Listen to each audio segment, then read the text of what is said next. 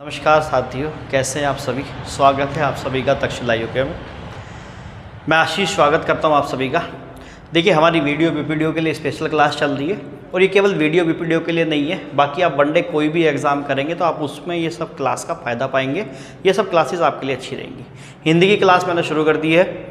जल्द ही मैं उत्तराखंड को लेकर भी कुछ बातें करने वाला हूँ आपके साथ कि उत्तराखंड को किस तरीके से तैयार करना है, ठीक है। और उसमें कुछ क्लासेस भी मैं आप लोगों के लिए लगाऊंगा जो आपके लिए महत्वपूर्ण रहेंगी, ठीक है। चलिए क्लास शुरू करते हैं। तो देखो, मन लगा के पढ़ाई करो इस समय, बाकी कुछ भी ध्यान नहीं रखना है, केवल ध्यान रखिए अपनी पढ़ाई पे। और जो आपके महिला मित्र या महिला पुरुष अगर कोई हो तो उन्हें कह देना कि वक्त आने पे संभाल लूँगा जुल्फ़े तेरी, अभी तो उलझा पड़ा हूँ पानीपत और तराइन के युद्धों में, ठीक है।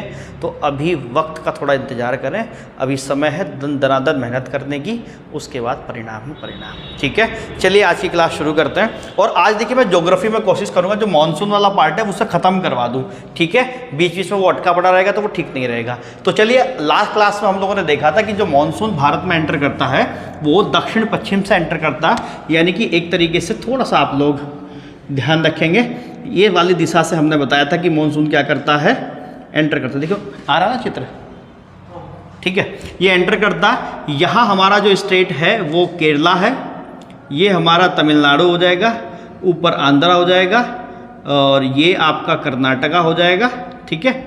तो ये कर्नाटक हो गया है, ये केरला, कर्नाटक, ये केरला, ये तमिलनाडु और ये आंध्र प्रदेश, ठीक है। एक कुछ इस तरीके से एंटर हो जाता है। अब देखो, थोड़ा सा समझने की कोशिश करते हैं। सबसे पहले बात करेंगे अरब सागर वाली जो दक्षिण पश्चिमी मानसूनी पवनें हैं वो, उनके बारे में क्या क्या है। देखो चलिए समझने की कोशिश करना। आप सबसे पहले बताएंगे हम लोग अरब सागर की दक्षिणी पश्चिमी मानसूनी पवनें। ध्यान से समझना, देखो बिल्कुल क्लियर हो जाएगा, ज़्यादा कुछ लोड लेने की जरूरत नहीं है आप लोगों को। देखिए होता क्या है कि ये पवनें तीन स्तर पे, या ऐसा कहिए कि 3 शाखाओं में बढ़ती है। पहली इनकी शाखा जो जाती है वो सीधा कहाँ पहुँचती है, वो केरला पहुँचती है, ठीक है। किसके आसपास, 1 जून के आसपास, ठीक है। कहाँ पहुँचती है, 1 जून के आसपास। तो ये 3 शाखाओं में बढ़ते हैं, ठीक है। कितनी शाखा में, 3 शाखाओं में बढ़ती हैं, 3 शाखाओं में बढ़ती है। पहली शाखा कौन सी है, ये फर्स्ट ब्रांच या फर्स्ट शाखा।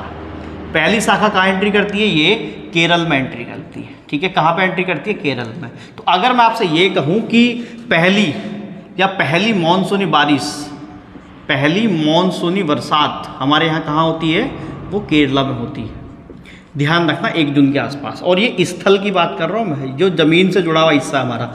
बल्कि इसके अलावा अगर आप कहोगे तो अंडमान निकोबार वाला जो हिस्सा है, यहाँ मानसून सबसे पहले पहुँचता है भारत में 25 मई के आसपास, ठीक है। ध्यान रखना, अंडमान निकोबार पे सबसे पहले मानसून पहुँचता है 25 मई के आसपास। और ये पहली ब्रांच, जो अगर स्थल की बात करूँ तो ज़मीनी हिस्से की बात करूँ तो भारत में पहली जो मानसूनी वर्षा होती है वो कहाँ होती है, केरल के अंदर होती है, 1 जून के आसपास के समय, ठीक। ध्यान रखना, इंपॉर्टेंट है पहली ब्रांच।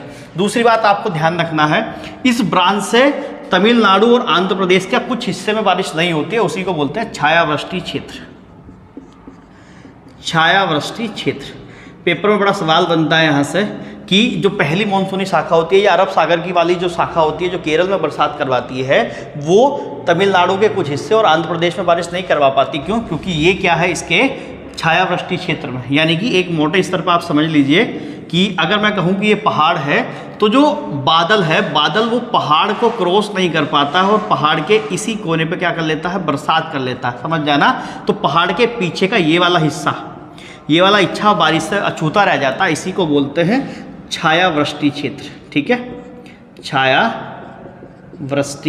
क्षेत्र, आई थिंक समझ पा रहे होंगे कि देखिए बारिश का क्या है कि बादल ऊपर उठता है और ये बारिश करवा देता है, तो ये पहाड़ के इस वाले हिस्से पे बारिश नहीं करवा पाता और यही क्षेत्र क्या कहलाता है, छायावृष्टि क्षेत्र कहलाता है, ठीक है। तो ये रही पहली शाखा की बात, केरल में बारिश होती है पहली शाखा से, किसके आसपास, 1 जून के आसपास होती है।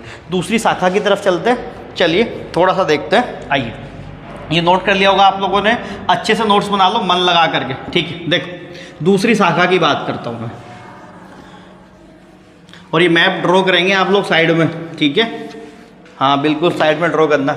जो दूसरी शाखा है, दूसरी शाखा अगर मैं बात करूँ तो ये आपका मुंबई वाला इलाका है, ठीक है, महाराष्ट्र वाला इलाका। तो दूसरी शाखा जो पहुँचती है वो महाराष्ट्र के आसपास पहुँचती है 10 जून के आसपास के एरिया में, 5 से 10 जून के आसपास कहाँ पहुँचती है, महाराष्ट्र वाले समय। और इस महाराष्ट्र से फिर ये आगे हिस्से में जैसे मध्य प्रदेश, वहाँ बारिश होती है। लेकिन यहाँ से एक इम्पोर्टेंट सवाल देखना है आपको, सेकंड ब्रांच, दूसरी ब्रांच या दूसरी शाखा कहाँ पहुँचती है, ये महाराष्ट्र से भारत में एंट्री करती है। देखिए यहाँ से ऐसे सवाल नहीं बनेगा कि कहाँ से एंट्री करती है कैसे, लेकिन दिमाग में रख लेना बस, महाराष्ट्र से प्रवेश होता है भारत में। लेकिन यहाँ से जो आपको ध्यान रखना वो ये ध्यान रखना है कि यहाँ पीछे पड़ता है छत्तीसगढ़ वाला इलाका, और छत्तीसगढ़ का जो बेसिन है, यानी कि छत्तीसगढ़ में बारिश होती है लेकिन छत्तीसगढ़ का जो बेसिन क्षेत्र है वो सेकंड ब्रांच से क्या रह जाता है, वो अछूता रह जाता है, यानी कि वहाँ पे बरसात नहीं हो पाती है। तो ये ध्यान रखना आप लोगों ने कि पेपर में सीधा पूछते हैं कि मानसून से अरब सागर वाला जो मानसून आता है उससे किस क्षेत्र का जो बेसिन है वो अछूता रहता है। तो छत्तीसगढ़ का बेसिन जो है वो अछूता रह जाता है। छत्तीसगढ़ का बेसिन बरसात या वर्षा से अछूता रह जाता है, यानी कि यहाँ ठीक तरीके से वर्षा नहीं हो पाती, कहाँ पे, छत्तीसगढ़ के बेसिन के अंदर। ध्यान रखना, मोस्ट इम्पोर्टेंट। और जो तीसरा पार्ट आपका है यहाँ पे थर्ड ब्रांच, थर्ड ब्रांच अगर आप देखोगे तो ऊपर की तरफ आपको पड़ेगा गुजरात वाला एरिया, ठीक है, ये गुजरात है। तो गुजरात के सौराष्ट्र से एंट्री होती है और ऊपर ये राजस्थान पंजाब की तरफ जाती है। तो ध्यान रखना है, ठीक है, गुजरात के सौराष्ट्र से भारत में एंट्री करती है, गुजरात के सौराष्ट्र से भारत में प्रवेश। और अगली बात इसमें ध्यान रखेंगे, ये यहाँ से प्रवेश करके सीधा फिर राजस्थान, और राजस्थान से फिर ये पंजाब। और पंजाब में ध्यान रखना कि ये जो दूसरी शाखा मैंने बताई है कि जो आपकी बंगाल की खाड़ी जाती है, तो ये यहाँ से इधर पहुँचती है और ये दोनों मिलकर के पंजाब में क्या करती हैं, बारिश। यानी कि बंगाल की खाड़ी की शाखा मिल भी यहीं पे मिलती है, बंगाल की खाड़ी से जो शाखा आती है वो मिलकर के इस क्षेत्र में क्या करती है, बारिश करती है। तो ये आपको ध्यान रखना है, ठीक। तो तीनों शाखा मैंने बताई कि एक शाखा आपकी जो 11 जून, अच्छा ये जो पहुँचती है ये 15 से 30 जून के आसपास का समय इसका रहता है, तीसरी शाखा का। इस समय की कोई मतलब नहीं है, हाँ बस इसका ध्यान रखना, केरला का और अंडमान निकोबार का ध्यान रखना। ये पेपर में पूछता है कि सबसे पहले हमारे यहाँ मानसूनी बारिश कहाँ होती है। देखो भारत की ओवरऑल बात करूँगा तो अंडमान निकोबार द्वीप जो है यहाँ सबसे पहले मानसूनी बारिश होगी 25 मई को।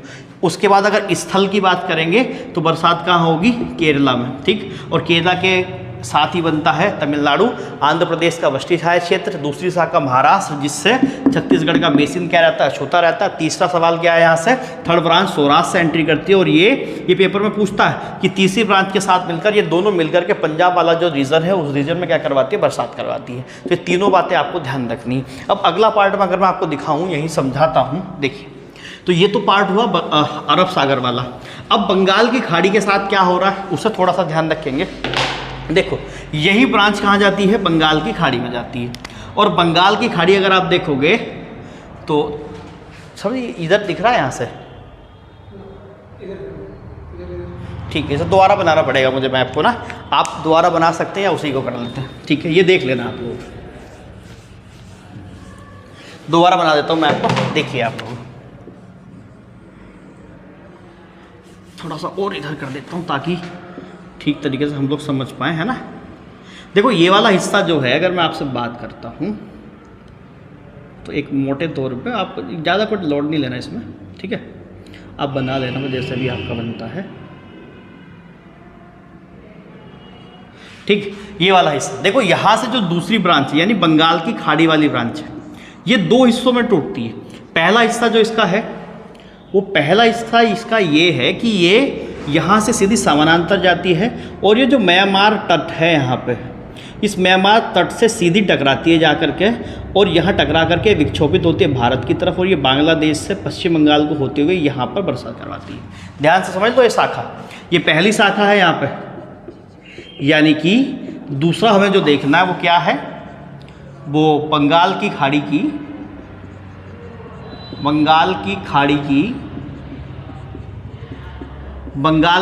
की दक्षिण पश्चिमी मानसूनी पवन ने, ठीक है, दक्षिण पश्चिमी मानसूनी पवन ने आप पूरा लिख लेंगे। और इस पर पहली शाखा फर्स्ट ब्रांच क्या कर रही है कि ये जो आपका म्यांमार वाला हिस्सा है, जो इसके तट पे ये हैं अरकान की पहाड़ियाँ। कौन सी? अरकान की पहाड़ी या अरकान की पहाड़ियाँ। इन अरकान की जो पहाड़ियाँ हैं इनसे टकरा करके और ये एंट्री करती है भारत में।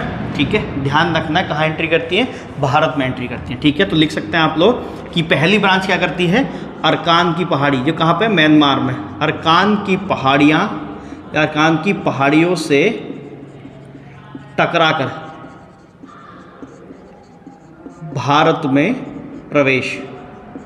और भारत में कहाँ पहुँचते हैं ये लोग, पश्चिम बंगाल वाला एरिया। ठीक है, पश्चिम बंगाल से प्रवेश करती है भारत में, बांग्लादेश को होती हुई, पश्चिम बंगाल को होती हुई तब भारत आती है। अगर इसकी दिशा भी आप बताना चाहो तो दिशा आप देख सकते हैं कि अगर आप ऐसा देखोगे और ये यहाँ से एंट्री कर ली है तो इसे क्या बोल सकते हैं हम लोग, आप बता सकते हैं इसे क्या हो जाएगी, ये पूर्व पश्चिम उत्तर दक्षिण। ये दिशा क्या हो जाती है भैया, ये दिशा आप लोग जानते ही होंगे, ये दिशा को क्या बोलते हैं, ये देखो, ये पूर्व होता है, ये पश्चिम होता है, ये उत्तर, ये दक्षिण। तो इस दिशा को बोलते हैं दक्षिण पूर्व। ठीक है, इस दिशा को क्या बोलते हैं, दक्षिण पूर्व दिशा। तो ध्यान से देखिए, तो दक्षिण पूर्व दिशा से कहाँ एंट्री करते हैं, ये आपकी भारत में एंट्री होती है। तो ये ध्यान रख सकते हैं आप लोग। अरकान की पहाड़ियों से टकरा करके पश्चिम बंगाल के रास्ते से दक्षिण पूर्व दिशा में इसकी एंट्री होती है और ये यहाँ पे बारिश करवाती है। और यही वाली जो आपकी एक शाखा है जो टकरा के बारिश में जाती है, तो ये आगे बढ़ करके जो गंगा के मैदान हैं, ठीक है, गंगा का मैदान जो है, यानी कि जहाँ जहाँ गंगा बहती है, इधर पश्चिम बंगाल वाला एरिया, बिहार वाला एरिया, उत्तराखंड वाला कुछ हिस्सा, उत्तर प्रदेश वाला हिस्सा, उन सब हिस्सों में इससे बारिश होती है। अभी मैंने बताया था कि ये तीसरी नंबर की शाखा जो अरब सागर से जाती है, और ये जो शाखा मिल करके पंजाब वाले क्षेत्र में क्या करती है, वहाँ पर बरसात वगैरह देखने को मिलती है। तो ये बात आपको समझ में आई। पहली शाखा आपने देखी। देखिए दूसरी शाखा इसकी क्या करती है, दो शाखाओं में बंटती है। दूसरी शाखा इसकी क्या होती है, यहीं पे देखना ढंग से। दूसरी शाखा में क्या होता है कि ये जब दूसरी शाखा यहाँ से जाती है तो सीधी वो कहाँ पहुँचती है, मेघालय। और मेघालय में जगह है मौसिनराम। ठीक है, तो दूसरी शाखा कहाँ पहुँचती है, मौसिनराम में पहुँचती है, सेकंड ब्रांच, सेकंड शाखा कहाँ पहुँचती है, मेघालय। और मेघालय में जगह है मौसिनराम, ये यहाँ बारिश करवाती है मौसिनराम में। ध्यान रखना। और मौसिनराम क्या है, विश्व में सबसे ज़्यादा औसत वार्षिक वर्षा कहाँ होती है, भारत के मौसिनराम में होती है। विश्व में सबसे ज़्यादा वार्षिक औसत वर्षा, वार्षिक औसत वर्षा वो कहाँ होती है, मौसिनराम में होती है। मौसिनराम गारो पर्वत पर स्थित है, गारो पर्वत पर, मेघालय में। ध्यान रखना, तो ये इंपॉर्टेंट बात हो जाएगी, ये वहाँ पे सारी बारिश करवा देती है। यहाँ से ध्यान रखना आप लोगों को कि यहाँ बारिश होने का मुख्य कारण क्या है कि यहाँ जो पहाड़ है उनकी आकृति कैसी, कीपनुमा आकृति है। ध्यान रखना, मोस्ट इंपॉर्टेंट पेपर में आता है। बारिश होने का कारण क्या है मौसिनराम में, यहाँ के पहाड़ों की कीपनुमा आकृति, यहाँ के पहाड़ों की कीपनुमा आकृति, कीपनुमा आकृति, ये आपको ध्यान रखना है। तो मैंने दोनों शाखाएं आपको बताई, कौन सी कहाँ काम करती है, कैसे काम करती है, ये आप लोगों ने देख लिया। ठीक है, अब मैं इससे आगे बढ़ूंगा मेरे बच्चों। देखिए, तो ये हुआ भारत में जो मानसून आता है दो तरीके से, बंगाल की खाड़ी की तरफ से आता है, उसके बाद अरब सागर से आता है। बंगाल की खाड़ी वाली दो शाखाओं में बंटती है, अरकान की पहाड़ी से टकरा कर भारत में एंट्री, और दूसरी शाखा मौसिनराम मेघालय में वर्षा। यहाँ तीन, पहली शाखा केरल में, दूसरी महाराष्ट्र से, तीसरी आपके सौराष्ट्र गुजरात वाले इलाके से। केरल में बनता है तमिलनाडु आंध्र प्रदेश वाला वृष्टि छाया क्षेत्र। उसके अलावा इधर छत्तीसगढ़ बेसिन में बारिश नहीं होती है, सेकंड ब्रांच से। और तीसरी ब्रांच यहाँ पहुँच करके पंजाब में इस वाली शाखा के साथ मिलकर क्या करवाती है, बरसात करवाती है। तो ये बात क्लियर हुई यहाँ से, डन। अब देखिए वापस जो होता है, ये तो हुआ एक हिस्सा। देखिए भारत में ना ज़्यादातर जो बरसात होती है, यानी कि आप मैं कहूँ तो 90% अबो, वो किससे होती है, वो दक्षिण पश्चिमी मानसून से होती है। यानी कि जो भारत के अंदर आता हुआ जो मानसून है वो मैक्सिमम बारिश करवाता है, और जब मानसून लौटता है तब भी बारिश होती है। यहाँ से भी सवाल बनता है। तो अब हम लोग देखते हैं कि मानसून वापस कैसे जाता है, मानसून का लौटना। चलिए थोड़ा सा इसे देख लेते हैं, ये क्लियर हो जाएगा। आ जाओ। मॉनसून का लौटना या मॉनसून का जाना।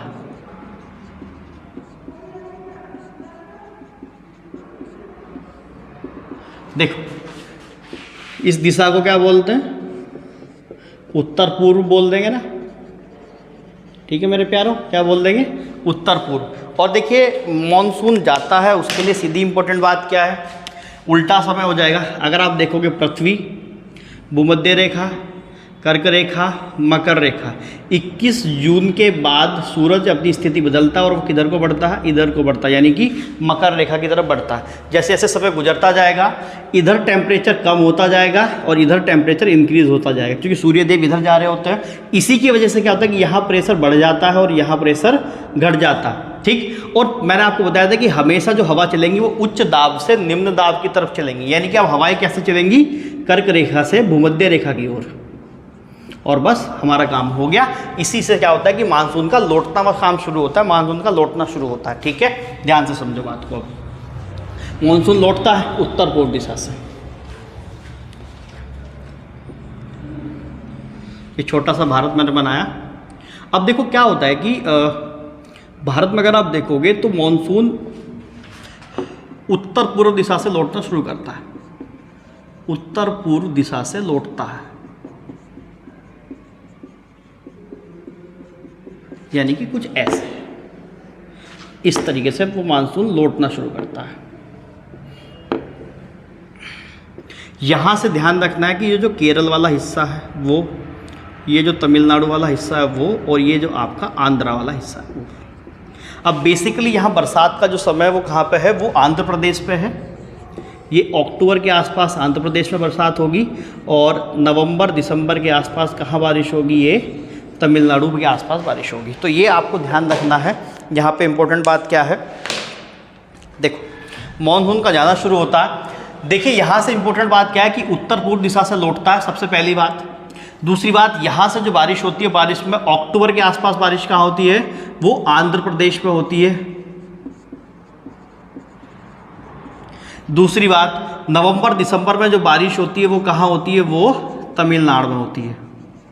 और यहाँ से कई सारे सवाल बनते हैं, उन जरा सवालों को भी एक बार देखना पड़ेगा, तो ये ध्यान रखना, ठीक है। देखिए होता क्या है कि जब हवा बहती है तो ये अरब सागर, सॉरी ये बंगाल की खाड़ी है उसके ऊपर से गुजरती है, और उसके ऊपर से गुजरने की वजह से ये जो तटीय राज्य हैं ये वाले, इन तटीय राज्यों पर क्या हो जाती है, वो लगातार बारिश होती है। अब सेम स्थिति बनती है यहाँ पर पहाड़ों की वजह से केरला के अंदर बारिश नहीं हो पाती है, ठीक है। ध्यान रखना, क्यों, क्योंकि अब केरला क्या बन जाता है, वो दृष्टिवाय है ना, छायावृष्टि क्षेत्र बन जाता है, उसी तरीके से जैसे पहले तमिलनाडु बन गया था। तो ये ध्यान रखना है। दूसरी बात, पेपर में पहला सवाल यहीं से बनता है कि सर्दियों में बारिश कहाँ होती है, सर्दियों में मानसूनी वर्षा कहाँ होती है, हमारे तमिलनाडु में। दूसरा सवाल यहीं से बनाते हैं ये लोग, क्या बनाते हैं कि चेन्नई में बरसात, चेन्नई में बारिश कब होती है, चेन्नई कहाँ है, तमिलनाडु में है, इसलिए ध्यान रखना। वो सेम सवाल यहीं से वो चेन्नई दे देते हैं, तमिलनाडु। और अभी आपको पता है कि IPL कौन जीता है, वो चेन्नई सुपर किंग जीतते हैं। अच्छा आपको मुझे बता रहा है कि किसने लास्ट बॉल पे चौका मार के IPL जिताया इस बार। अगर देखते कि आप कितना जानते हैं, अगर आप जानते हैं तो ज़रा मुझे कमेंट में बताना कि किसने लास्ट बॉल पे 4 मार करके जिताया था, ठीक है। देखो तो नवंबर दिसंबर तमिलनाडु में बरसात होती है सर्दियों के समय।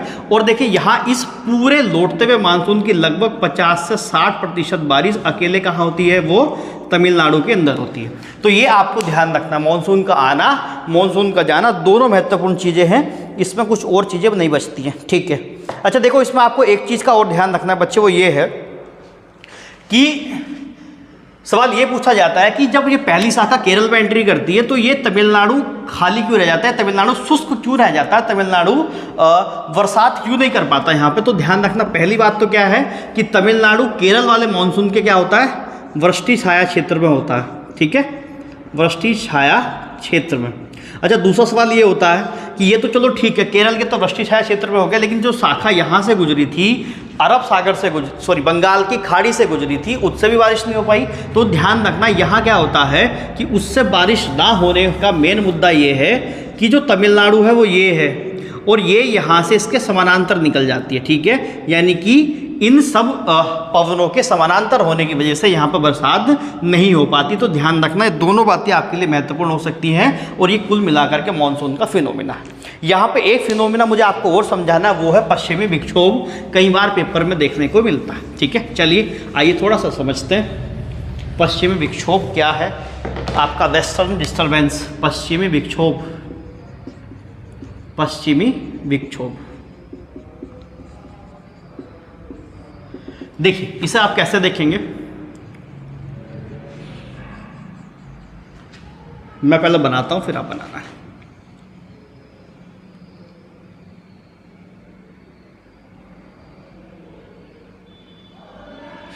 ये भारत का ऊपरी हिस्सा है और ये आपको जो सागर देखने को मिलेगा, इस सागर को हम बोलते हैं भूमध्य सागर।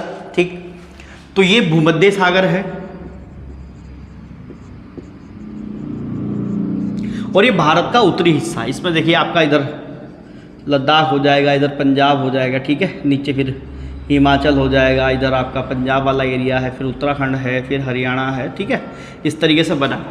तो अगर आप देखोगे होता क्या है कि पश्चिमी विक्षोभ एक तरीके से तूफान है जो भूमध्य सागर में उठता है और इसी की वजह से क्या होता है कि सर्दियों में कई बार जो पंजाब है, पंजाब में होती है बारिश। ठीक है, ध्यान रखना, बड़ा इंपॉर्टेंट सवाल है। इसी पश्चिमी विक्षोभ की वजह से क्या होता है कि पंजाब वाला जो एरिया है यहाँ तो होती है बारिश, और हिमालय में अगर आप आगे बढ़ोगे तो जम्मू कश्मीर, लद्दाख, हिमाचल और उत्तराखंड, इनमें पड़ती है बर्फ़। ठीक है, वो किसकी वजह से होती है, वो पश्चिमी विक्षोभ के कारण होती है। ये सवाल भी कई बार पेपर में पूछा जाता है कि सर्दियों में उत्तराखंड में बर्फबारी होने का मेन कारण क्या है, तो वो क्या है, आपका पश्चिमी विक्षोभ के कारण ऐसा होता है। ठीक है, ये महत्वपूर्ण चीज़ है। दोनों बातें मैंने आपको क्लियर कर दी, तो ये ध्यान रखना। अच्छा, मुझे यहीं पर आपको एक चीज़ और बतानी है, आम्र वर्षा क्या होती है। ठीक है, देखो आम्र वर्षा किसे बोलते हैं वो भी देखना। जीएस की तो भाई साहब धुआं कर देंगे, तुम एक बार बस आ जाओ, ढंग से पढ़ लो। ठीक है, धुआं बना देंगे बिल्कुल। आम्र वर्षा, आम्र वर्षा यानी कि मैंगो रेन, इसे क्या बोलते हैं, मैंगो रेन। और आपको पता है आईपीएल में भी एक कांड हो गया था, अगर शायद आप जानते हो, विराट कोहली और आपका वो कौन था वो अफगानिस्तान का कोई बॉलर था ना, अब मुझे नाम तो भी याद नहीं आ रहा उसका, क्या नाम था देख लेना आप लोग, पता नहीं क्या नाम था। तो उसके बीच एक विवाद हो गया था जो मैंगो को लेकर के ही था। उसमें मैंगो की पिक्चर पोस्ट कर दी थी उस समय, शायद अगर आपको पता हो तो, नहीं पता तो कोई बात नहीं, पढ़ते रहिए, बाद में पता कर लेंगे हम लोग कौन था, क्या नाम था, जरूरी भी नहीं है अफगानिस्तान वाला। ठीक है, अपना विराट कोहली होना चाहिए जिंदाबाद, है ना। आम्र वर्षा, मैंगो रेन। देखिए होता क्या है कि मानसूनी पवनें, जब ये जो आपका ये वाला हिस्सा है ना, ये पश्चिम बंगाल वाला जो हिस्सा है, इस पश्चिम बंगाल वाले हिस्से में जब मानसून से पहले यहाँ पे कुछ वर्षा, पश्चिम बंगाल वाला एरिया और ये बिहार वाला एरिया जो है, यहाँ मानसून से पहले कुछ वर्षा दर्ज करी जाती है। और ये वर्षा उस समय जो आम की फसल होती है, जो इस समय चल रही है, चलने वाली है, आम की फसल के लिए बहुत इंपॉर्टेंट है, बहुत महत्वपूर्ण होती है आम की फसल के लिए। इसीलिए क्या है, इसे आम्र वर्षा बोलते हैं। ठीक है, इसलिए इसे क्या बोलते हैं, आम्र वर्षा बोलते हैं। एक चीज़ का ध्यान रखें, एक चीज़ रह गई है शायद जो मैंने छोड़ दी है, वो ये है कि जो पश्चिमी विक्षोभ है वो गेहूँ की फसल के लिए बहुत अच्छा है। ठीक है, पश्चिमी विक्षोभ गेहूं की फसल के लिए बहुत अच्छा है, तो ये लिख लेना, इंपॉर्टेंट, पेपर में पूछा जा सकता है कि गेहूं की फसल के लिए पश्चिमी विक्षोभ बहुत अच्छा होता है, इसलिए पंजाब में भर भर के आपको गेहूं मिलेगा। ठीक है, क्योंकि पंजाब में उस समय बारिश भी बहुत सारी होती है उस वजह से। अच्छा, ये तो हुई सारी इंपॉर्टेंट बातें। अब इसमें मुझे आपको 2-3 फैक्ट बताने हैं, वो फैक्ट आप थोड़ा सा मेरे साथ लिख लेंगे। चलिए 3-4 फैक्ट हैं, कुछ ज़्यादा नहीं है। अच्छा, नवीन उल हक नाम है भाई, हमारे जो शर्मा जी हैं आदित्य सर आपके, उन्होंने तभी तुरंत चेक किया कि क्या नाम है, नवीन उल हक है। ठीक है, विराट कोहली से टक्कर ले रहा है, बताओ यार, हैं बच्चा।